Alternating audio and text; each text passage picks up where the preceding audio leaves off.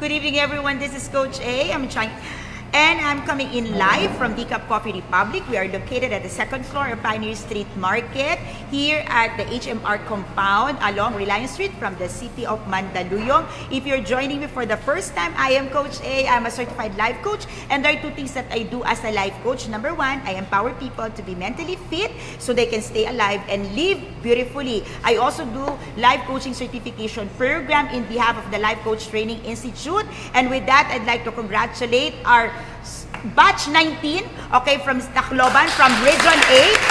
We were there, okay, March 16 and 17. We've done the certification class for our batch 19, and we certified 14 students from Region 8. Of course, we have one person from Region 7 who really flew all the way from Cebu to Tacloban to be certified. So to all the newly certified life coaches in Tacloban, congratulations. And if you're watching tonight, welcome to Kapehan night. So I'm glad to be back. Okay, so I've been out for 1 week, meaning 1 week I didn't have a talk. So to all of you, I miss you. Okay, thank you for joining me tonight. For those of you watching this on a replay, I am Coach A, and just in case you have questions, you have comments after the talk that you want to discuss with me, talk with me, you can message me directly via Coach A, Life Coach Philippines, or Coach A coaching page, or you can also message me through my messenger, Adet Purto. For tonight, we're talking about when feelings don't matter. This is Kapehan night, and on Kapehan night, normally we talk about life, marriages, relationship, career,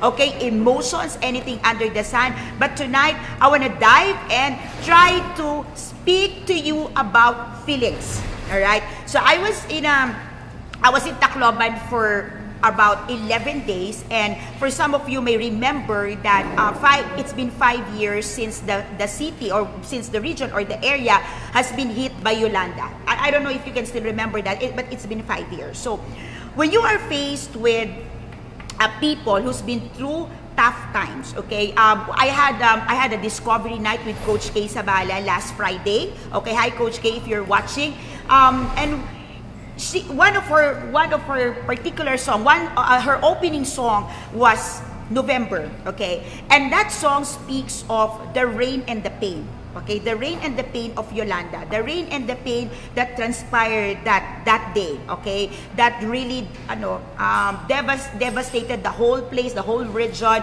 There've been a lot of lost lives, lost properties, and after that November song, The Pain and the Rain, she sang Home, okay? The home, okay, she's talking about not just the physical home, but really, where do we go? Where do we go where we're in pain? Where do we go where we need people? Well, what is home to you, all right? And with those two songs, I realized that feelings are very important. Indeed. So many of you would say, feelings is important, okay? For Coach Paula, sabi niya, it's a state of mind. For Coach Tin, it's a state of emotions. And I don't want to argue how you define feelings. But what I know, for many of us, feelings matters. But here's the thing, okay? I've been in the region, I've been in Tacloban City 4 times already. Since we've tried to advance the certifications, I'm almost there almost every other month. And before me are people who were once really in a line, in the battle line, where they're dead up, you know, they lost families, and it's a battlefield where they experience the most excruciating pain in their lives, okay? But you see, these people, despite the pain, continue to fight, okay? The first certification class we did was November 8, 2018. That was exactly the 5th year anniversary of Yolanda. And yet, there were like 8 people who showed up and took the certification despite the pain. So, I kind of thinking how these people manage the feelings. Because I realized that many people are crippled by pain. You know, I do life coaching, I do personal coaching, I do group coaching, and most of the time, I'm faced with people who are crippled, cannot move, cannot make decisions, cannot fight for what they want in life simply because they're in pain. And yet, I am faced with people who've been through difficulties, who've been through a lot of pain in their lives, and yet fighting for life. So I kind of thinking, when does pain really don't matter? Okay? And many of us would say if it's coming from a negative, like if I'm already hurting, no, it's no longer, it doesn't really matter, I'm gonna move and make what is right. Okay? When is it true that feelings don't matter? Now, think about it. So when I started offline, I asked my on-floor guests. By the way, I have on-floor guests. Okay, so I have on-floor guests that is not a can sound, and the very reason we invite you to come here at 7:30 because we start the talk at 7:30, and then I spend time with them after the talk also to process whatever I share online. So just in case any of your Tuesday and Thursday, I do coaching talk every Tuesday and Thursday, you're gonna be available. Please come over and join us. I will not be here on Thursday, so I will not have my coaching for the soul because I'm flying to LA. No, hindi po siya Los Angeles. It's gonna be Legazpi Albay. Coach Tin is here. So, our next certification class will be in Legazpi Albay, and that's happening this Saturday and Sunday. So just in case you're within the area, okay, we still have slots. We can still accommodate you, and you can message us. Coach Tin is going to LA, okay, tomorrow. Mamayang madaling araw, papunta na po dyan si Coach Tin, and I will be there by Thursday. So just in case you're within the area, I will be there until Sunday, and I hope to see you when I get there by Thursday. So I'll be staying until Sunday. So going back, okay, let's talk about your feelings, intense emotions, face-to-face, vis-a-vis with the things that you want in life, the purpose, the mission, the vision, your goals. Where does feeling stands for? I mean, I asked my on-floor guests, feelings, okay, versus wants, feelings versus mission, feelings versus vision, feelings versus goal. Now, value it. Does your feelings matters when you are hurt? You feel hurt, and yet you still want to continue because you know your purpose. Will feeling matters? Right? Kind of thinking, sabi ni Coach Remen, oo nga, di ba? Like, those people going in a battle, as in real battle, going on a war. What's the feeling of those people? What's the feeling of those men in uniform going out there for war, fighting, holding their guns, holding their weapons? What does it feel? Does it feel good that you're about to kill a person in defense of your country? I don't think it feels good. Even if you're trained, it doesn't feel good. It won't feel good. But why do you do it? Because that's your mission. Great. So does feelings matters? Hello? Sumuko na agad. Ang sagot ng on-floor guest ko, no. Agad-agad. Yes pa rin. Okay. I wanna start by saying, it doesn't matter how you feel. What matter is what you want. I'm not saying feeling doesn't matter, but faced with situation and condition, it is not how you feel and what you feel. But what matters is what you want, your purpose, your mission, your goal. I'm not saying your feeling doesn't matter. What I'm saying is, what is it that you really want? Okay? Will you be crippled by your feelings? Will you be crippled by the pain? Will you be crippled by the offense? Would you be crippled by the hurt? Will you be crippled by objection? Will you be crippled by rejection? Will you be crippled by people not appreciating what you do? Will you be crippled by people who does not, people who don't talk well of you? People who don't believe in what you do? Will you stop? Because that's feelings. That's not factual. And I think you will agree with me, not all the time, while Coach Paolo will say it's a state of mind, because yes, it's a state of mind, not all feelings are true and based on facts. Agree? Yes. Oh, ba't humina ang sagot? Agree? Yes. O minsan ang sama ng loob mo, galit na galit ka, wala ka naman palang kaaway. Ang kaaway mo, sarili mo. O, di ba? Sumagot. Many times, you feel offended when the person next to you, hindi naman niya gustong ma-offend ka. Connecting? Yes? Okay, do you understand where is this going? Okay. Feelings matter, yes, sure. But it doesn't matter if you are focused on what you want, your mission, your purpose. I think the question is, what is it that you want? Is it you feeling good, or is it you accomplishing your mission? Because many times, we do things because we just want the feeling that we are receiving after we've done a task. So if we don't receive the feeling, then we forget the task. We forget the mission. Yes? We do something, and if we're doing something just for us to be appreciated, applauded, okay? And, hey, you're so good! And then if you don't receive it, you just forget it. How many times you experienced that? You started something and you kind of disappointed and you say, it's not worth it. Nobody believes in me. Nobody agrees with me. Nobody praised me anyhow. Okay, who among you experienced that? And you feel like, wala na akong gana. Guilty as charged, sabi nila. Sige. If you're watching, if you want to share your thoughts, you can put it in a comment below, or you can share with us some emoji. Okay, if you feel this topic is going to be helpful to people you know, you can share this into your timeline or to your Facebook groups. We will upload in my YouTube channel, Coach A, the HD version of this early this morning. All right, so going back. Can you connect when feelings don't matter? All right, now, I want you to understand that right now, you stop here. It is how you value feelings versus the things that you want, versus the things, okay, that is you have, you really want to achieve in life, versus the things that is on your purpose. That's your purpose.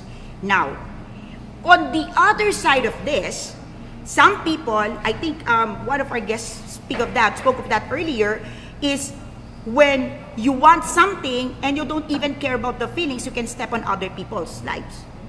Okay? So, the question here is, when do you stop and allow yourself to be crippled by feelings, or when do you continue and say, feelings don't matter, because what matters is what I want to accomplish in this. Okay? Now, when faced with, okay, some people who lost jobs, lost business, spouse, people they love, feels crippled. That's feelings. Okay? So, will we stop because the feeling is not comfortable?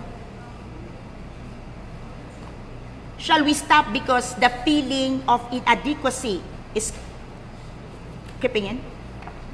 Shall we stop because the feeling that we want or we're expecting is not happening? Shall we? Shall we? Oh, so therefore, feelings, hindi na kayo sumagot. May kasama po ako dito. Alright.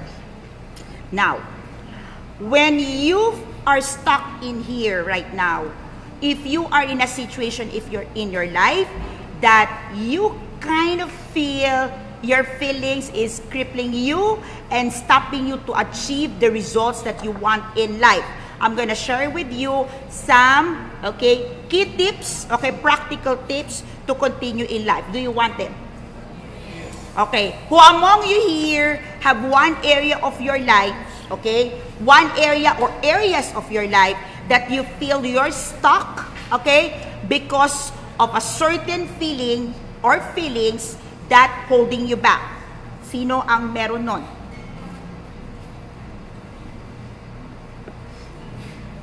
Dalawang kamay pa daw ang taas. Okay, now, number 1. Okay? I want you to remember that there is such a skill that is called confidence. Confidence is a skill. Okay? You don't build this overnight. You build this over the years, okay, by practicing acts of everyday courage. Courage. Okay. You have to learn the skill through everyday courageous act that you can do in life. Now, you ever realize that whenever we met or we receive objection and we feel rejected, our self-esteem goes down. We take objection as personal. We take that objection is also rejection. And our self-esteem like, zoom. Okay, now, confidence, okay, does not happen naturally. And you don't need confidence to do the things you want in life. In fact, confidence is the skill you learn by doing things in life. You need to be bold, you need to be courageous. Okay? Those people, okay? Coach Romel. See, Coach Romel has been, I believe you've been in camera many times, okay? Coach Romel, would you tell us, kinakabahan ka pa ba? Natatakot ka pa rin ba? Nararamdaman mo pa ba rin butterfly sa stomach? Paano siya napaglalabanan? Well, because you're passionate about what you're doing, so therefore you don't mind about the feelings anymore. So feelings don't matter. Yes, in that case. Right? At times, not everyone in your industry are good, no? Not everyone in your industry are people pleaser or good with people's skills. Yes. Many of them can do really BS things to you. But you continue. But you continue, right? Yes. Therefore, feelings Doesn't matter in that case. at that point. Okay? And through times, your courage, when you take everyday courage, your skills, your confidence built. All right? Number 2. It is important to win your morning so you win the rest of the day. Short of saying, for some of you heard this, eat the ugliest frog first or do the hard task first. Okay. How is your morning? What is the first thing that you do when you wake up? Water. 2 glasses of water. When you win the morning, when you win the first hours of your day, you win the rest of the day. Now, how many of us, how many of you is guilty of waking up in the morning and the first thing that you think and the first thing that you remember and the first thing that you really put focus on is all the problems and negativity that is in your plate? Who's guilty?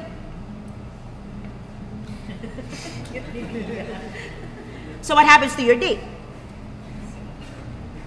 Ano daw? Sira. Okay? See, distractions and disruptions don't just happen on your phone. Clutter does not happen only in your cabinet. Right? You may have this, the cleanest cabinet, car and everything. But if you allow yourself to start the day with all the clutters, all right, and all the things that you missed to do in the past days or days, and that's the first thing you put in your plate, even before you take your breakfast, then you know that the day is over. Am I connecting? Yes. Okay? So how many of you can relate with me and agree that when your morning is beautiful, the rest of the day is beautiful? You know that? So, are you putting up the right routines, morning routines, or morning habits to secure and fight for your day? If not, then that's item number 2. You have to win the morning so you win the whole day. Okay? Next, I want you to take a look at distractions. Who among you here have distractions in life? So what do you do when distractions happen? I-distract din daw sila. Napakagaling. Anong ginagawa sa distractions?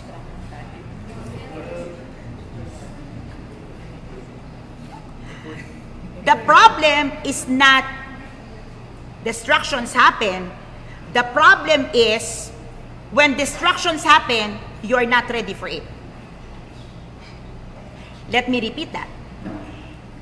The problem is not distractions happen. The problem is when distractions happens, you aren't prepared for it. Hence my question, what do you do to control distractions?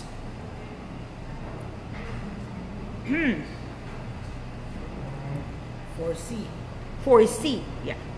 Foresee and prepare. Yes. Hope for the best, But prepare for the worst. yeah, hope for the best, prepare for the worst. Like, yeah. There are things in life that you cannot simply say unplug. You cannot say park. Don't move. Stop. You can't. You don't control people. You don't control things. You don't control circumstances in life. But the question is, when things don't happen the way you want it, the way you plan it, or something just really like show up like a big surprise but not pleasant, what do you do? What do you do? You adapt, so you just allow the distractions to be part of your life. Rehearse. Yeah, you don't. Because if you adapt, you train your brain to be accepting all the distractions. Right? The reason why you have to foresee distractions, so when it's happened, you know how to face it squarely and win over it. You can't control it, but when it happens, you must be really winning over it. Yeah, it is really unforeseen. But you got to be in control how to respond right. That's what my husband is saying, rehearse. So, here's the thing, interesting enough, you can see patterns of your distractions. Or, come on now. The things that distract you have patterns. Agree? Agree? It repeats itself. Very rare that it's brand new. I think the only thing that I can think of that's brand new is emergency situation, sickness, all right? So things na boom or calamity, that one is, you cannot foresee. But the regular thing, interesting enough, this is something that continuously happening in your life repeatedly with patterns. And what is interesting, while it happens continuously, routinarily, it's like when this happens, alam mo nang may kasunod dyan, alam mo na, but you're not prepared. Can you understand that? Do you understand where you're being crippled? Because when distractions happens, ano yung feelings mo? Anong feeling mo sa distractions? Meron bang na-distract at tuwang-tuwa? Yes, I'm distracted today. Meron? What is your feeling pag na-distract kayo? O, meron ba ganun? Yes, may distractions. Masaya. Come on na. What is your feelings over distractions? Test natin. Devastated, pissed off, stress. See? Sa kanya stress agad. Coach, Ah. pag sinadya mo naman masaya, kasi sinadya mo. Hindi distraction yon, disruption. Dinastruct mo yung patterns mo for sanity's sake. O, ginagawa din yan ng mga mentally challenged people. Okay, we do disruptions. Ah. See? Think about your response. Think about your feelings over disruptions and tell me if feelings matters and how it. Okay, Coach Kendra. Okay, hi Master Coach. When you live in now, you will always be in the mindset of being prepared because the worst and best can happen at any time. Yan tayo eh, Master Coach kasi talaga eh. Yeah. But I agree with that. The best and the worst. Sometimes your best is the worst of other people. Or the same situation, we can view it differently. Yeah, it can happen both. Or the best part of your life would always be at the side of experiencing not so good part. I don't want to say worse, but not so good. Agree? Yes. On my number 5. Okay. Agree. Okay. Yeah, number 4. Number 4 muna. Coach Aurora, hello. I miss you, Coach Mel from Cebu. Okay, now, number 4. Okay.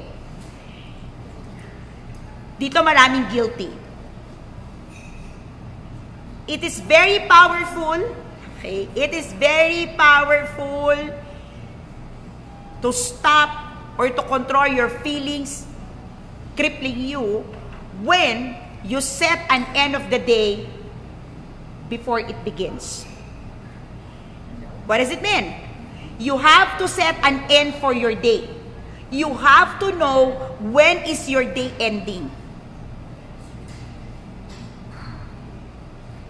For some people who are busy, dynamic, interactive, we don't put an end to our day, and so we are continuously working, we are continuously thinking, we are continuously processing, and therefore, all the emotions, feelings, and state happens to us all simultaneously, and that really is crippling to us human beings.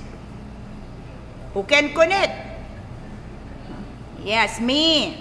Ang mga hindi natutulog daw. Okay. I sleep on a different sleeping pattern. Okay, I do, yes. But I know when my end is. Yeah. I will still be online, but I know when it's my learning time and it's not my working time. Yeah, that one I know. I know when what I'm doing is my recreation or my pleasure already, as against what I'm doing is the task I need to finish for the day. Now, it's kind of difficult for some, but trust me, if you learn to define when your day will end, it will help you manage the day.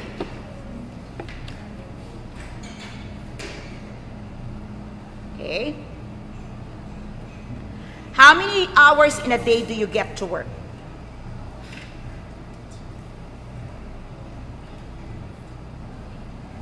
Countless, unlimited. With technology, with cell phone, with laptops, and all the electronics, many of us continue to work without end. And I got this with Master Coach Lakenda. She's beautiful, and she would always remind me, have that me time in between. Like yesterday, I think that was yesterday, I was going through a lot, back-to-back coaching clients. I said, remember to have that moment for yourself in betweens. Remember to connect with yourself in betweens. So it's important that we know when is the day ending. Do you have that? Okay. Yes? It ends when I'm tired. It ends when I am tired. So how does it sounds to you. Go to sleep. Yeah. Hindi ka matutulog. So, ang tawag dyan. Okay. On my number 5, stop making decision based on how you feel. I don't mean, I'm not saying that feelings don't matter, but what I'm saying actually, stop making decisions on how you feel.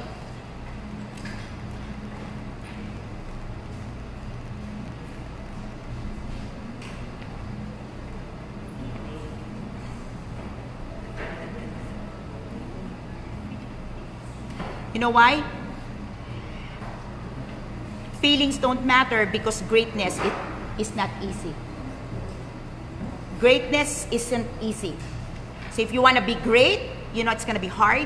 You know it's not going to be easy breezy. You know there will be difficulties, there will be challenges, and there will be a lot of pain. So when feelings matters to you, you will stop being great.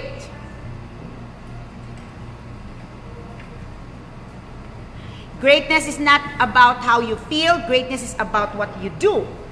So what you do is what you want. What you do is what is your goal. What you do is based on your mission, based on your vision. It's not about your feelings.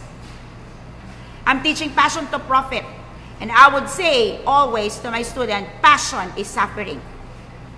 So if you tell me, do what you love and you don't have to work ever again in your life, and you think that passion is doing what is easy, now trust me, doing what you are passionate about will requires a lot of suffering, and it's not a good feeling to suffer. And yet you suffer joyfully. You suffer with a purpose, you suffer with a mission, you suffer with an end in mind, and you understand again, over and over, again and again, success comes with a price. And the price is not easy. Connect? Okay. On my 6, many of you can connect with this. Okay. Avoid your destructive procrastination. Hi. Coach Mel said, we went through a lot of trials. The learnings we got there is the kind of preparations we have for the future destructions. Correct. Rehearsed. Coach, look, yes, you sleep on a way. Yeah, I sleep on the way to work because I have a husband who drives for me. I'm so lucky. Somebody drives for me. Yeah, see, I have a different sleeping pattern. All right. Do you know that procrastination is not a form of laziness? It's not.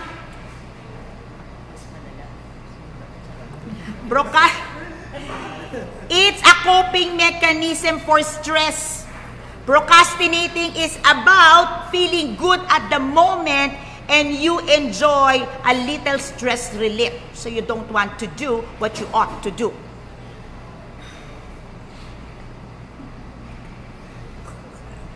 Yes? Yes. Yeah.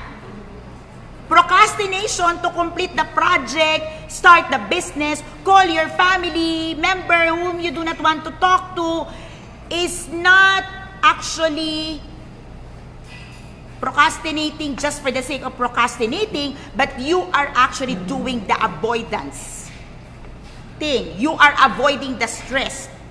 So procrastination is a coping mechanism. So if you procrastinate, my challenge to you tonight, what are you coping up from? Ano yung pinagtatakpan mo? You are running from what? Oh my gosh. There will never be a right time. Why? Okay? Your brain, our brain works either on autopilot or on emergency brake. Ooh, what does it mean? You just allow things to happen naturally without thinking, or when sudden things that you don't like happens, you just brake and forget about it, brake and just allow when you're ready again. So it's just about your feelings again. So what happened to your vision? What happened to your purpose? What happened to your goal? Tulog na. Still a goal.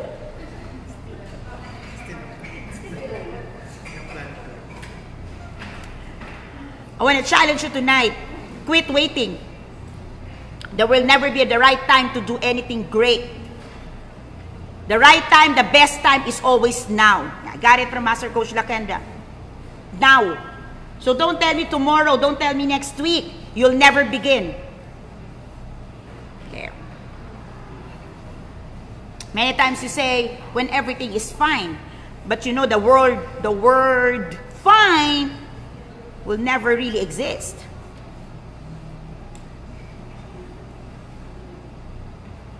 Yeah. You'll never really feel fine to do things, because the moment you commit to doing things, there would always be challenges. There will always be things that you are not comfortable with. There will always be emotion, feelings, thoughts. There would always be anxiety. There would always be fear. There would always be guilt. Guilt over your past, fear about the present, and anxiety over your future. So if you continue to wait for the right time, it will never come. Would you agree with me?